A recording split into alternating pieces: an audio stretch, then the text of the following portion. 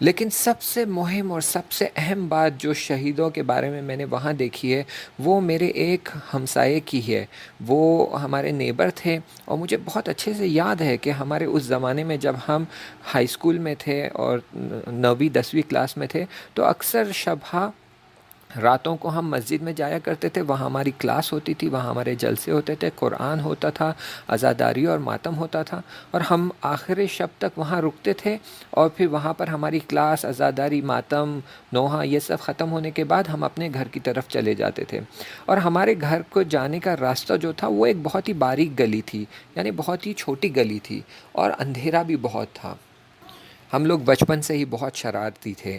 میں اور میرا دوست مل کر جب بھی اس گلی سے گزرتے تو تمام دروازوں کا دستک دے کر یا اس کی گھنٹی بجا کر وہاں سے بھاگ جاتے، اور پھر لوگ باہر آ کر پریشان ہوتے اور سوچتے پتہ نہیں کون شرارتی بچے گھنٹی بجا کر چلے گئے۔ لیکن یہ ہماری تقریباً عادت سی بن گئی تھی کہ جب بھی ہماری قرآن والی کلاس ہوتی ہم کلاس کرتے، اور واپس جاتے سمے وہاں سے گھنٹی بجا کر چلے جاتے۔ ایک رات یہ ہوا کہ میرے دوست جو تھے وہ مجھ سے پہلے چلے گئے، اور میں ان کے تھوڑی دیر بعد اپنے گھر کی طرف نکل پڑا۔ اسی گلی سے گزر رہا تھا تو میں نے دیکھا کہ میرے جو دوست تھے جو مجھ سے آگے چلے گئے تھے، انہوں نے ایک گھر کی گھنٹی پر ٹیپ چپکا دیا تھا، اور وہ ٹیپ چپکانے کی وجہ سے وہ گھنٹی بجی جا رہی تھی اور بجی جا رہی تھی، بالکل قط نہیں ہو رہی تھی، رک نہیں رہی تھی۔ اور اتفاقاً میں جب اس گھر کے نزدیک پہنچا تبھی اس گھر کے صاحب جو تھے ان کا بیٹا باہر آیا، وہ بھی بسیج میں تھا، وہ بھی ہماری مسجد میں آیا کرتا تھا، وہ جانتا تھا کہ ہم شرارتی لڑکے ہیں۔ اس نے اس گھنٹی سے ٹیپ نکالا اور اس کی نظر مجھ پہ پڑی، اور وہ جانتا تھا، اس نے پہلے یہ بات سن رکھی تھی کہ میں بھی اس گروہ کا بچہ ہوں جو یہ کام کرتا تھا کہ ہر کسی کے گھر کی گھنٹی بجا کر بھاگ جاتا تھا۔ وہ آگے آیا اور فوراً میرا ہاتھ پکڑ لیا اور کہا کہ اب مجھے تمہارے بابا کو بتانا ہی پڑے گا کہ تم نے کیا کام کیا۔ تم لوگوں کی زندگی کو خراب کر رہے ہو، تم انہیں اذیت کر رہے ہو، انہیں پریشان کر رہے ہو، اب مجھے تمہارے بابا کو شکایت کرنی ہی پڑے گی۔ میں نے بہت اس سے کہا کہ یہ کام جو ہوا ہے یہ میں نے نہیں کیا، میں نے تمہاری گھنٹی کو ٹیپ نہیں چپکایا تھا، یہ کوئی اور تھے، یہ وہ بچے تھے جو مجھ سے پہلے ٹیپ چپکا کر بھاگ گئے تھے، میں نے یہ کام نہیں کیا۔ لیکن اس نے میری ایک نہیں سنی، اس نے میرا ہاتھ پکڑا اور مجھے میرے گھر لے گیا، اور گھر پہنچ کر میرے بابا کو صدا دینے لگی۔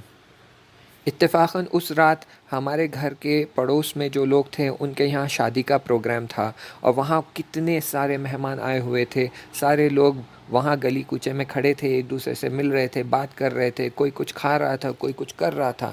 اس دوران ان تمام افراد کے بیچ میں اس شخص نے میرے بابا کو آواز دی۔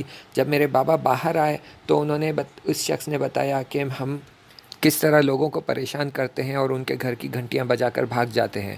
جب بابا کو یہ بات پتہ چلی تو میرے بابا بہت ناراحت ہوئے، بہت غصہ ہوئے، اور سب کی نظروں کے سامنے مجھے بہت مارا اور پیٹا۔ یہ جوان جو مجھے پکڑ کر میرے بابا کے پاس لایا تھا، یہ بسیج کا افراد تھا، یہ بھی سولجر تھا، یہ بھی میدان جنگ میں گیا تھا، اور کئی سال بعد جب جنگ ختم ہونے والی تھی، تقریباً آخر کچھ مہینے باقی تھے، اس دوران اس کی شہادت ہو گئی، یہ بھی شہید ہو گیا تھا۔ یہ سب میرے نام اعمال میں لکھا گیا تھا اور ثبت ہوا تھا کہ مجھے ناحق پیٹا گیا، جبکہ میں نے اس گھنٹی پر ٹیپ نہیں چپکایا تھا، اور اس شخص نے جا کر میرے بابا سے شکایت کی، اور میرے بابا نے اس کی بات مان کر میری بہت پٹائی کی۔ تو اب میں نے اس ملک سے پوچھا کہ دیکھو میری تو ناحق پٹائی کی گئی تھی، مجھے تو ناحق مارا گیا تھا، اب میں اس شخص سے میرا حق کیسے لوں؟ اس نے جا کر غلط بیانی کی اور میرے بابا کو غلط انفارمیشن دی ہے، اور اس کی بات کو بھروسہ کرتے ہوئے میرے بابا نے مجھے پیٹا ہے، تو اب بتاؤ کہ میں اپنا حق اس شہید سے کیسے لوں؟ تو اس ملک نے کہا کوئی ضروری نہیں ہے کہ وہ شہید یہاں آئے، بلکہ مجھے اجازت دی گئی ہے کہ میں تمہارے گناہوں میں سے ان قدر یعنی اتنے گناہ بخش سکتا ہوں جب تک کہ تم اس شہید سے راضی نہ ہو جائے۔ میں اس جملے کو دوبارہ تکرار کروں۔ وہ کہتے ہیں کہ لازم نہیں ہے کہ وہ شہید یہاں پر آئے، بلکہ مجھے اجازت دی گئی ہے کہ میں جب تک کہ تم اس شہید سے راضی نہ ہو جاؤ تب تک میں تمہارے گناہوں کو بخشتا جاؤں۔ تب میں نے دیکھا کہ اچانک میرے نام اعمال کے پیجز جو تھے وہ اپنے آپ پلٹنے لگے، اور میرے گناہ اس سے پاک ہونے لگے، اور میرے نیک اعمال اور خوب اعمال جو تھے اس میں باقی رہنے لگے۔ بہت خوشحال ہو گیا تھا میں خوشی سے جھوم رہا تھا۔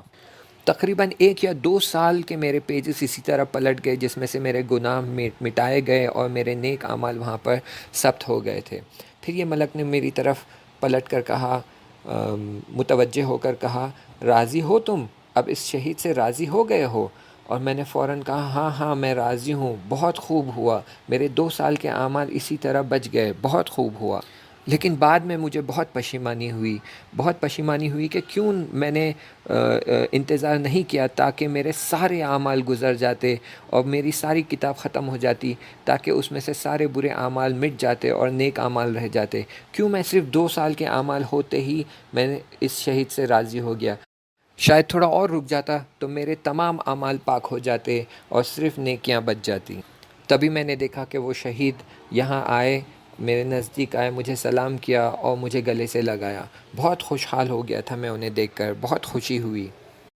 اور اس شہید نے کہا، اگرچہ لازم نہیں تھا کہ میں یہاں آؤں اور حضوراً تم سے حلالیت طلب کروں، لیکن تم خود بھی جانتے ہو کہ اس دن جو ہوا اس میں تمہاری کم غلطی نہیں تھی، کیونکہ تم پہلے اتنے بار یہ عمل انجام دے چکے تھے، اس وجہ سے کسی کا بھی ذہن یہ سوچتا کہ اس بار جو ہوا اس میں بھی تمہارا ہاتھ تھا۔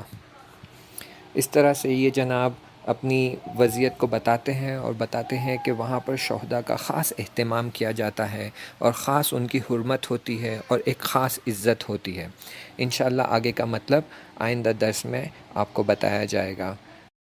آپ لوگوں کی خدمت میں ایک اور مطلب عرض کر دوں، وہ یہ ہے کہ انشاءاللہ عید غدیر سے ہم ایک اور کتاب شروع کریں گے، وہ کتاب انگلش میں ہوگی، اور انشاءاللہ اس کے بھی درس ہم اسی طرح آڈیو میں انگلش میں ریکارڈ کر کے بھیجیں گے۔ کوشش کی جائے گی کہ اسے بھی اردو میں ریکارڈ کیا جائے، اگر ممکن ہو تو اردو میں کریں گے، وگرنہ انگلش میں ریکارڈنگ کر کے بھیجی جائے گی۔ انشاءاللہ عید غدیر سے ایک اور نئی کتاب انگلش میں شروع کی جائے گی۔ اگلا درس ہم انشاءاللہ کل بھیجیں گے۔ تب تک کے لیے التماس دعا، خدا حافظ۔